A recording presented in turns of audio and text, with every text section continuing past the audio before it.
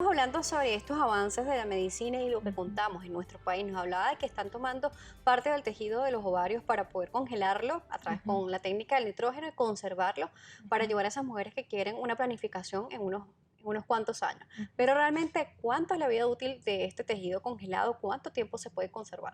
Fíjate, nosotros aquí en Venezuela hemos tenido, y bueno, la estadística más o menos a nivel mundial, es que la vitrificación tanto de óvulos como de embriones ha sido máximo de 15 años. O sea, eso ha sido los Tiene embriones, bastantes años. sí, tenemos de 15 años donde se ha logrado colocar un embrión y el embrión ha nacido vivo. ¿Ok? Entonces, estamos teniendo la expectativa de que podemos llegar hasta allá, hasta esos 15 años, y que si llegamos hasta 15 años podemos un poco más, pero esa es la estadística. En teoría, si tú vitrificas, eso es como algo que queda como un cristal. Entonces, eso pudiera permanecer durante muchísimos años y lo que tenemos es que ver cómo en el momento de la descongelación, cuál es el tejido que logra sobrevivir. Pero si has logrado sobrevivir embriones que son de menos cantidades de células, tenemos muchísimas más expectativas con el tejido ovárico. Por supuesto, y le hacía esta consulta para saber las expectativas que puede tener Ujú, una pareja si opta por este tipo de técnica. Además, la conservación de este tejido, ¿dónde se realiza? ¿Es un laboratorio especial? ujú. ¿Cómo hace la persona luego para decir, mira, aquí está, este tejido que es mío, quiero utilizarlo? Sí, nosotros utilizamos los bancos de tejido ovárico, ¿ok? Nosotros en nuestra unidad se hacen las operaciones, si la paciente lo requiere y lo quiere, entonces se lleva un medio de contraste que viene especializado de los biólogos y después nosotros le damos ese tejido a ellos y ellos se encargan de vitrificarlo y de mantenerlo en un banco de vitrificación, es el mismo banco que tenemos para óvulos, para semen, para embriones, para todo lo que es la parte de fertilidad. En nuestro país, ¿qué tan frecuente es la inseminación in vitro y si se realiza? Sí, se realiza muchísimo. Nosotros tenemos tasas de in vitro en cualquiera de las unidades aquí en Venezuela. Tenemos a cada rato tenemos series de 10, 20, 15 pacientes, dependiendo de la unidad. Pero aquí en Venezuela contamos con muchísimas unidades de fertilidad. Y nosotros creemos a veces que la infertilidad no es tan común cuando nos toca a nosotros.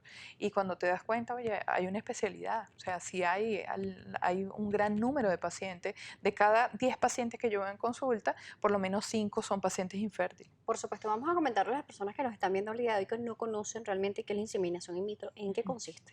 Fíjate, tenemos procedimientos de baja complejidad que son relaciones dirigidas e inseminaciones. En las inseminaciones tomamos el semen y lo que hacemos es purificarlo, tomar los mejores espermatozoides y eso lo pasamos a través de una cánula por el útero y lanzamos los espermatozoides ahí dentro del útero y ellos solos tienen que llegar a través de las trompas a unirse con el óvulo que está expulsado por el ovario. Ahí se forma el embrión y se devuelve a la cavidad. Eso es una inseminación, se puede hacer en consultorio, se puede hacer en una unidad especializada. Lo que necesitamos es poder tener las cánulas en el momento y hacer la preparación del semen, que es lo más importante. Por supuesto, previa preparación de la paciente.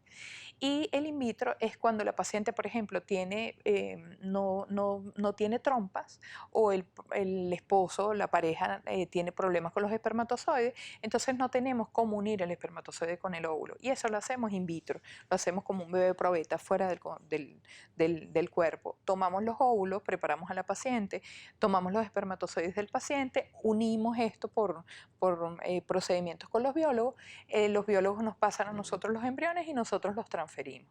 Y tenemos otro procedimiento que es un poco más fuerte, que es o más especializado, que es el ICSI. El ICSI es cuando tomamos con una máquina el óvulo, después tomamos con una máquina el espermatozoide y lo introducimos dentro del óvulo. O sea, hacemos la inyección intracitoplasmática de espermatozoides vivos. Entonces, estas técnicas han avanzado y seguimos teniendo Sí. también estos procedimientos en nuestro país como Ujú, alternativas para esas personas que quieren tener un hijo, pero no lo han logrado de manera natural. ujú, Pero también quería consultarle con respecto a la edad de la mujer. Lamentablemente, cuando tenemos ya una cierta edad, antes de la menopausia, por supuesto, exacto. siempre dicen, ya tienes mucha edad, ya se te pasó el tiempo, tu reloj biológico no está adecuado para tener hijos. Sí. ¿Realmente qué determina que ya una mujer no está apta para tener un bebé? Fíjate, para nosotros los de fertilidad siempre sigue siendo esto un mito, ¿ok? Porque eh, nosotros siempre le explicamos al paciente que cuando tú vienes, cada quien va a tener su calidad y su cantidad de óvulos. Hay gente que tiene 22 años y tiene una menopausia precoz, por ejemplo, o una insuficiencia ovárica precoz, donde papá Dios le dio cierta cantidad de óvulos que le llegó hasta los 22 años. Todos conocemos una tía, una prima, una abuela que a los 48 años tuvo una hija o un hijo y está totalmente sano y no se hizo ningún procedimiento de fertilidad. Entonces va a depender de cada paciente.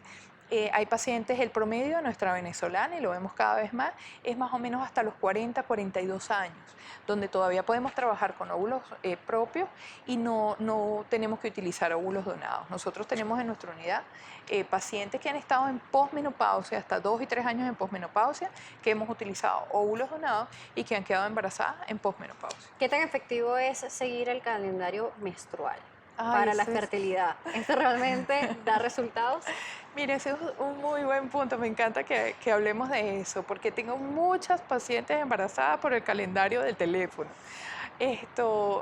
Nosotros tenemos que recordar, y esto es algo que de verdad que es una información que me encanta que la hablemos acá, porque cada paciente es individual, cada paciente tiene sus ciclos y la mayoría de estos ciclos que están en los teléfonos de hoy en día, los app que tenemos, son para ciclos de 28 días, de gente que es muy relojito, de gente que es muy regular y la mayoría de las pacientes no somos tan regulares. Entonces siempre tenemos unos 5 o 7 días por arriba o por debajo, que sigue siendo normal, ¿ok? Para la paciente, porque la cosa es que menstrues una vez al mes, pero no estoy tan de acuerdo con las APP, porque tengo mucha paciente embarazada por Pero este más tipo de... allá de estas aplicaciones tecnológicas, por Ujú. ejemplo, ¿existe alguna regla del proceso de ovulación? Por ejemplo, viene la menstruación, pasan tanta cantidad de días y estamos ovulando, ¿eso sí se puede aplicar? Sí, claro, eso es lo que nosotros llamamos en fertilidad relaciones dirigidas. ¿Qué es lo que hacemos? Nosotros, por ejemplo, tú tienes un ciclo de 28 días, sumas, agarras 3 ciclos consecutivos, este te dio 28, este te dio 29 y el otro te dio 30. Sumas eso y lo divides entre 3 como para hacer una media, te da 28. Ese número te vas a ir para atrás 14 días, porque esa es tu fase mesoluteal. Esa es la fase fija que siempre va a estar allí. Y después le restas 7 días. A partir de allí tú vas a tener el día 14 de un día de 28, vas a tener 2 y 3 días por encima y 2 y 3 días por debajo para poder Donde vas a ser más buscar fértil. bebé. Ajá. Y lo importante es, el punto clave, es que tengamos relaciones un día sí, un día no, porque tienes que dejar que los espermatozoides se puedan madurar.